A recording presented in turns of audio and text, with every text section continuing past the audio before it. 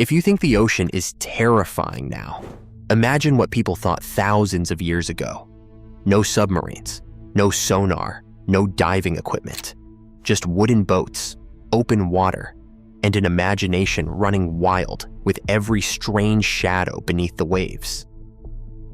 And here is the thing. The monsters they invented were not random. They followed a pattern. The mythical creatures near the surface were annoying at worst, beautiful at best. But the deeper the legends placed them, the more horrifying they became. It is as if every civilization, independently, concluded that whatever lurked at the bottom of the ocean should not exist. So let's descend through mythology, the same way we would descend through the actual ocean. We will start with the creatures that haunt the shallows, and end with the things ancient people believed lived in the absolute darkest, coldest depths of the abyss. Trust me, it gets worse the further down we go. At the surface, we have the sirens, Greek mythology's most famous femme fatale of the sea. Half-bird, half-woman creatures that would perch on rocky coastlines and sing melodies so beautiful that sailors could not resist steering toward them. The catch is those rocky coastlines were basically ship graveyards. The sirens were not physically attacking anyone. They were just incredibly attractive, and they happened to hang out in really dangerous places. Is that creepy?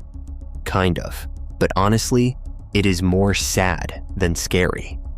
These are creatures that kill through beauty and temptation. They are basically the ocean's equivalent of a catfish on a dating app. Dangerous, yes, but not exactly nightmare fuel. Around the same zone, you have mermaids. Merfolk appear in mythology from basically everywhere: Greece, Japan, West Africa, and Scandinavia. They are usually described as hauntingly beautiful creatures with human upper bodies and fishtails. Some legends say they fall in love with sailors and try to bring them underwater, which obviously does not end well for the human. But others describe them as helpful spirits who guide lost ships to safety or warn fishermen about incoming storms. At the surface level, mythological sea creatures are seductive, mysterious, and sometimes even benevolent. The ocean at this depth is manageable, dangerous, but not incomprehensible. That changes fast.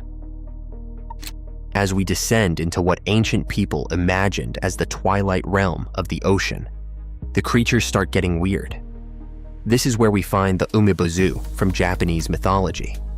The name translates to sea monk, and unlike anything we have seen so far, this thing is not beautiful. It is not seductive. It is just wrong. Umebozu are described as massive, black, humanoid shapes that rise from the ocean on calm nights. Imagine you are sailing through perfectly still water, not a cloud in the sky, when suddenly a giant bald head the size of your ship emerges from the surface. Its skin is pitch black. Its eyes are enormous and glowing, and it does not speak. It just stares at you. Then the weather changes. Storms appear from nowhere. Waves begin to toss your ship, and the umebozu begins demanding things. In most legends, it asks for a barrel. If you are smart, you give it a barrel with no bottom. If you give it a normal barrel, it will scoop up seawater and dump it into your ship until you sink. Here is what creeps me out about the umebozu. It does not attack you directly. It does not have claws or fangs. It just rises, stares, and creates chaos. Japanese sailors were so terrified of this thing that they developed specific rituals to avoid attracting its attention. Some accounts say that if you ever made eye contact with an umebozu, you were already dead. Also living in this middle zone are creatures like the Inkanyamba from Zulu and Xhosa mythology in South Africa. This is a massive serpent with the head of a horse that lives in deep pools at the base of waterfalls. The Inkanyamba does not just exist, it controls the weather. When it is angry, storms ravage the land. When it rises during mating season, Tornadoes tear across the countryside. Only sangomas are allowed to approach the waters where Nkanyamba lives. Anyone else risks being dragged down and devoured. There are cave paintings in KwaZulu-Natal depicting this creature that are thousands of years old. The Zulu people do not even like saying its name out loud because they believe doing so might attract its attention. At this depth in mythology, the creatures are not seducing you anymore. They are demanding worship. They are controlling nature itself. They are starting to embody something that the surface creatures did not: cosmic indifference. The Umebozu does not hate you. The Nkanyamba is not hunting you specifically. They simply exist, and if you get in their way, you cease to exist. It only gets worse from here. Descending further into the mythological depths, we reach the zone where the monsters are not just dangerous. They are primordial. They have existed since the beginning of time, and they are big enough to destroy not just ships, but civilizations. Let's talk about the Kraken. Most people think the Kraken is just a giant squid, and that is partially true. The legend probably originated from sailors encountering real giant squids in the deep North Atlantic. But the mythological Kraken was so much worse than any squid. Norse sailors described the Kraken as a creature so massive that it could be mistaken for an island when it floated at the surface. Ships would actually try to land on it, not realizing it was alive until it began to move. When the Kraken dove, it created whirlpools so powerful they could suck entire fleets beneath the waves. Some accounts claim the Kraken was over 1.5 miles in length. The first detailed description of the Kraken comes from Erik Pontoppidan, a Danish bishop writing in 1752. He described it as incontestably the largest sea monster ever heard of. But the legend goes back way further than that. The 13th century Norwegian text Konungs Skuggsea, which translates to King's Mirror, describes massive sea creatures capable of creating deadly whirlpools. Earlier still, Norse sagas from the 12th century mention a beast called the Hafgufa, which many scholars believe is the same creature. The Hafgufa was said to be the mother of all sea monsters. It was so enormous that when it rose to the surface, its back looked like a chain of mountains emerging from the water. And here is where it gets really disturbing. The Hafgufa hunted by deception. It would open its massive mouth and release a sweet-smelling substance that attracted fish. When enough fish had gathered, it would close its jaws and swallow thousands of them at once. Some stories say it did the same thing with ships. But even the Kraken isn't the deepest horror mythology has to offer. Below the Kraken, wrapped around the entire world itself, is Jormungandr. In Norse mythology, Jormungandr is the Midgard serpent, the world serpent. It is so unfathomably massive that its body encircles the entire earth, and it bites its own tail to hold the world together. Let that sink in. This is not a creature that lives in the ocean. The ocean exists on top of it. Jormungandr is one of 3 monstrous children of the god Loki and the giantess Angerboda. When the gods of Asgard received a prophecy that Loki's children would bring about their destruction, Odin tried to solve the problem by throwing the serpent into the sea. Bad idea. Jormungandr grew so large in the ocean depths that it eventually surrounded the entire world. The serpent spits venom so toxic that when it finally rises during Ragnarok, it will poison the sky and sea. Even Thor, the most powerful warrior god in Norse mythology, can only manage to kill Jormungandr at the cost of his own life. After striking the final blow, Thor takes 9 steps and falls dead from the serpent's poison. What makes Jormungandr truly terrifying is what happens when it moves. According to the myths, the serpent's stirring causes earthquakes, tidal waves, and catastrophic storms. When it finally releases its tail, That is the signal that the end of the world has begun. We have officially entered the abyss of mythology now. The creatures at this depth do not just threaten sailors. They threaten existence itself. The Leviathan from biblical mythology might be the most ancient of all deep-sea monsters. It appears in multiple books of the Old Testament, and the descriptions are nightmare fuel. Job 41 describes a creature so powerful that no weapon can harm it, with scales like shields pressed together so tightly that no air can pass between them. Its eyes glow like dawn. Its breath kindles coals. Smoke pours from its nostrils. Some passages describe Leviathan as having multiple heads. Psalm 74 specifically mentions God crushing the heads of Leviathan. The creature is associated with primordial chaos, the untamed waters that existed before creation itself. In some interpretations, Leviathan is not just a monster. It is the embodiment of everything that existed before God brought order to the universe.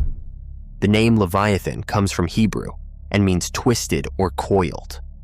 Jewish mystical texts describe the creature as living over the sources of the deep, dwelling in the watery abyss at the foundation of the world. One legend says that God originally created two Leviathans, a male and a female. But realizing that if they reproduced, they would destroy the world, God killed the female and preserved her flesh for a feast that will be served to the righteous at the end of time. Here is what gets me about Leviathan. Unlike the other creatures we have discussed, this one was created by God. It is not a demon or an enemy. The book of Job describes God speaking about Leviathan with something like pride, maybe even love. God asks Job, "Can you pull in Leviathan with a fishhook? Can you tie down its tongue with a rope?" The answer, obviously, is no. The Leviathan exists specifically to remind humans how small and powerless they really are. And then there is Cthulhu. H.P. Lovecraft created Cthulhu in 1928, which makes it modern compared to these ancient myths. But Lovecraft was drawing on the same deep-seated terror of the ocean that produced all the others. And in some ways, Cthulhu represents the logical endpoint of mythological sea monsters.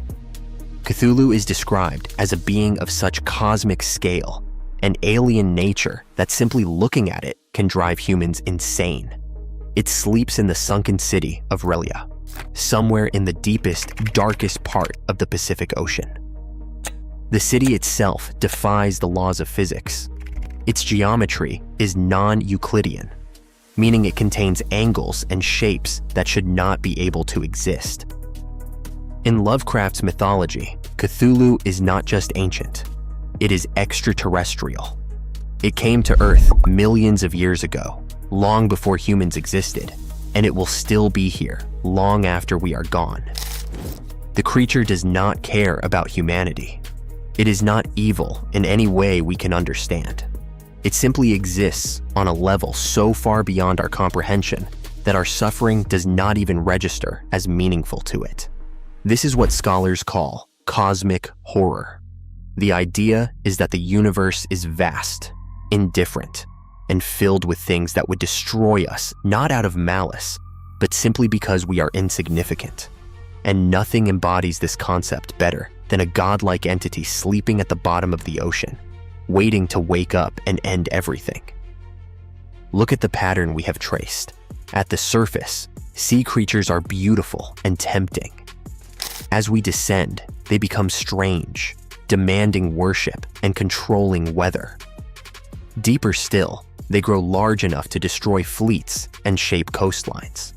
At the very bottom, they become cosmic forces that threaten not just human life, but the fabric of reality itself.